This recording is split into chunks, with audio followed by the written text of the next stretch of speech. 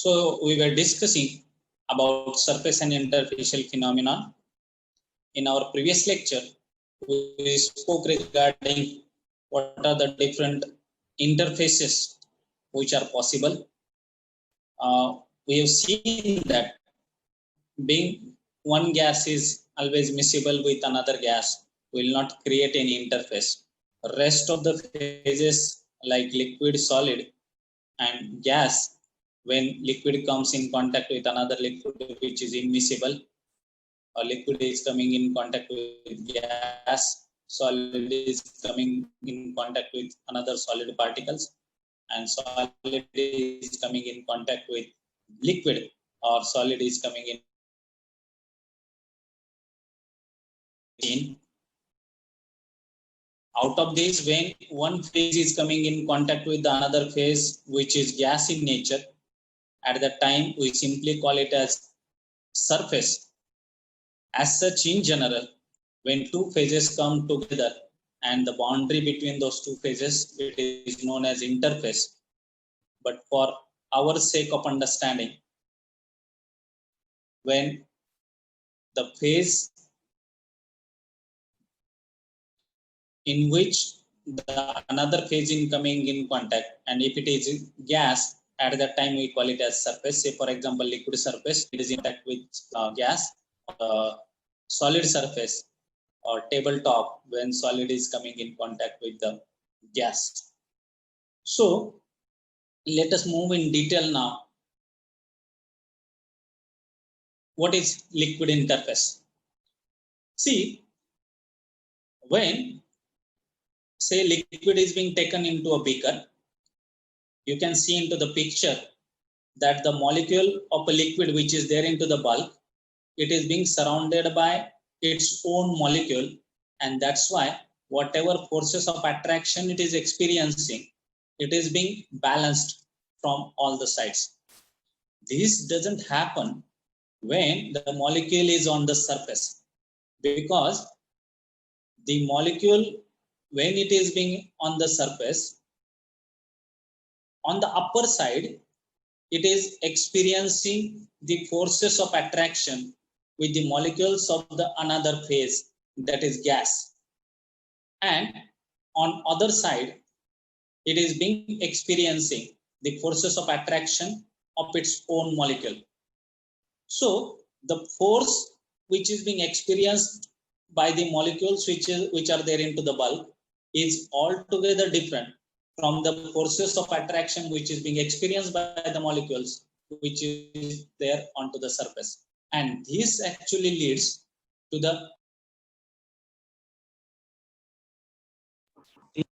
tension, which leads to contraction of the layer on the surface of a liquid, leads to the curvature formation of any liquid when it is being taken into the burette or pipette. So all these properties which are related to the molecules which are there onto the surface are altogether different from the properties of the molecules which are there into the bulk, and this is what we need to understand when we talk about the surface tension.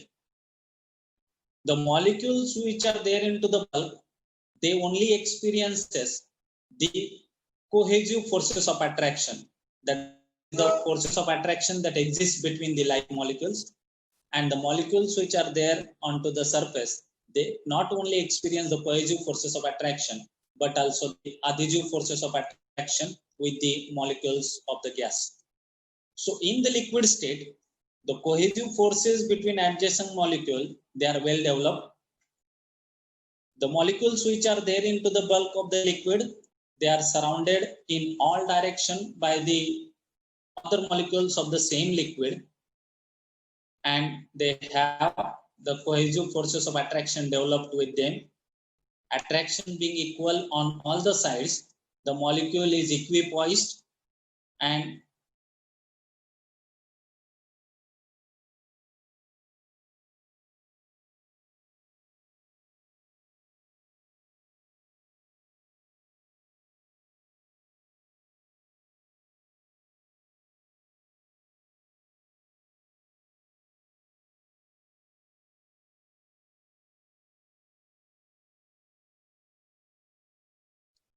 in equilibrium. Whereas for the molecules which are there onto the surface, that is at the liquid air interface, only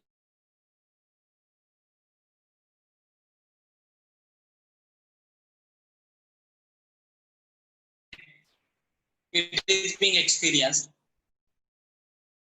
they can develop adhesive forces of attraction with the molecules of other phase in the interface. Now, in this case, the other phase which is there at the interface where molecules can experience the adhesive forces of attraction will be the gas molecules. If the adhesive forces of attraction exceeds the cohesive forces of attraction, at that time you will find that the surface of the liquid is making upper meniscus, which happens in case of, say, mercury. But in most of the other liquids, the cohesive forces of attractions are quite higher as compared to the adhesive forces of attraction, and that's why the surface of the liquid is contracted. So this is what happens on the surface. The net effect that molecules at the surface of the liquid, they experiences the net inward force towards the bulk of the liquid and pull the molecules and contract the surface with a force F. Now, it is not only in the human being category that we experience the leg pulling. Even this happens in case of the liquids as well. The molecules of the liquids which are there onto the surface, they are actually being pulled downward by its own molecules. But let me tell you that this has nothing to do with the kind of leg pulling which is being done in human beings. Here, the molecules of the liquid which are there onto the surface, they are being pulled downward as the molecules which are there in the bulk, they know that the molecules on the surface, they are experiencing the adverse conditions because they are exposed to the different phase and they try to protect them. And this is the reason because of which every liquid tried to contract its surface so that minimum number of its molecule will be exposed to the molecules of the other phase. So to keep the equilibrium, if we want that equilibrium has to be there, that net inward pull which is being experienced by the molecules which are there onto the surface, it needs to be counterbalanced by equal force to be applied onto the surface of the liquid. And this is what is being known as surface tension. In simple terms, the surface tension, it is being defined as the force per unit length that must be applied parallel to the surface so as to counterbalance the net inward pull, and it has the units of dyne per centimeter. Now you can understand when the molecules which are there onto the surface of a liquid, they experiences the net inward pull. So how much is that force of the molecules in the bulk that is pulling molecules on the surface downwards, that we can understand by applying the equal force on the surface of the liquid to counterbalance this net inward pull. And this force which needs to be applied to oppose the inward pull is simply known as the surface tension.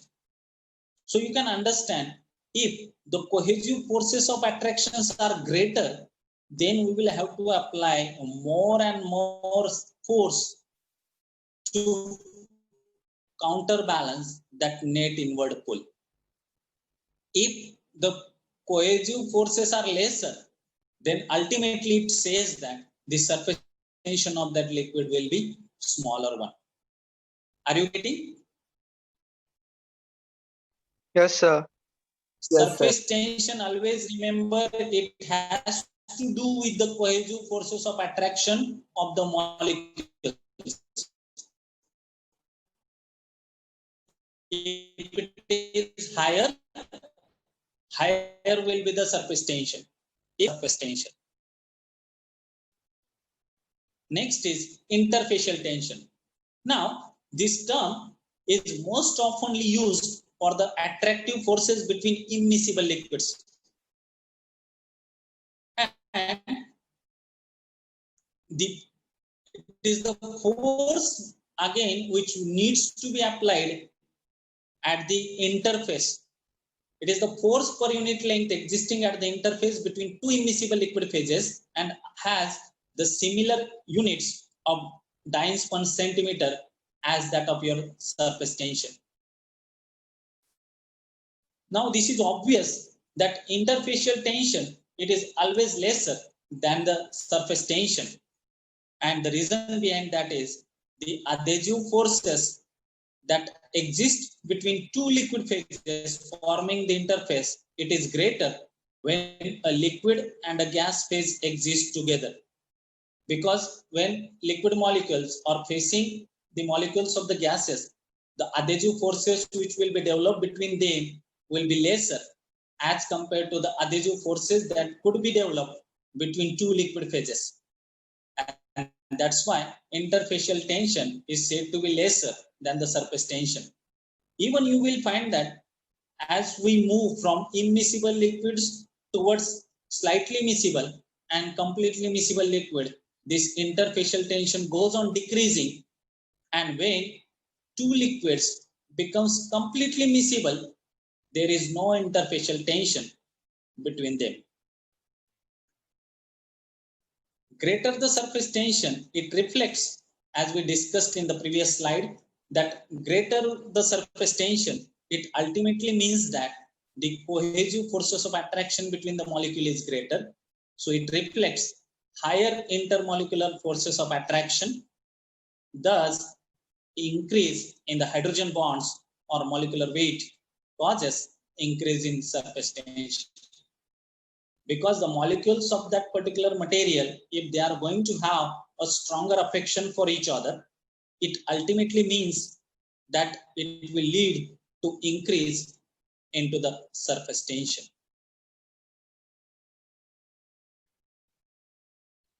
So, surface tension, it is the property of a liquid that arises from the intermolecular forces of attraction.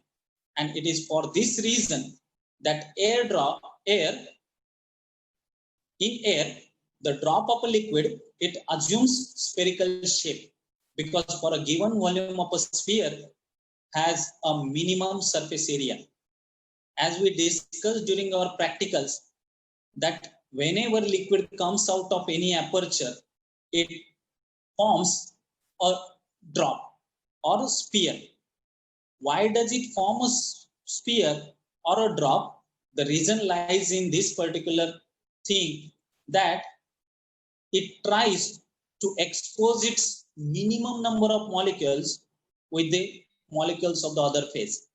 And this is what happens when molecules of a liquid is getting exposed to the air.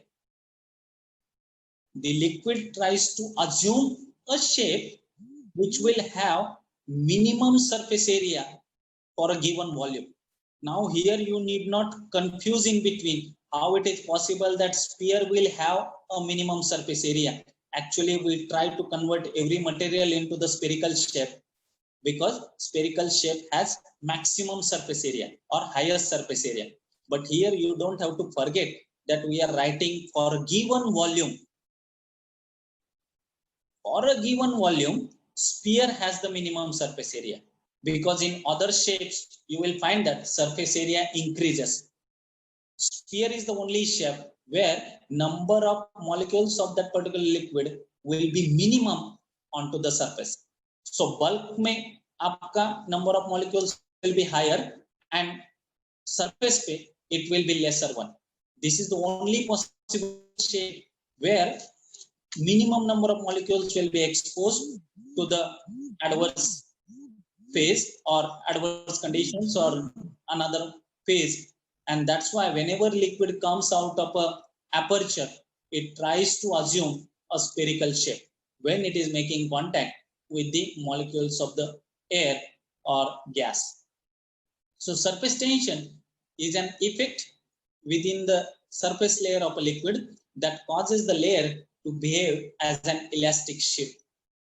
As we discussed in the previous slide, that the molecules which are there onto the surface, they experiences the net downward pull, and this net downward pull causes the surface layer of a liquid to behave as an elastic sheet. And this phenomenon you can easily understand by seeing how water strider walks onto the surface of a liquid.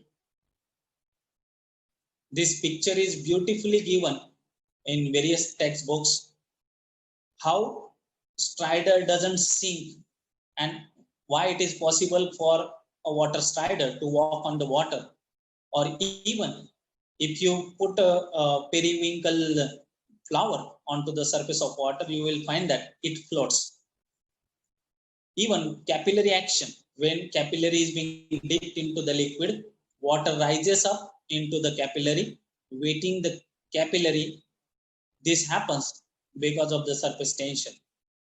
Have you heard about Dead Sea? Yes, sir. How Yes, many of you sir. have heard about Dead Sea? Yes, sir. Yes, sir. Characteristic of a Dead Sea?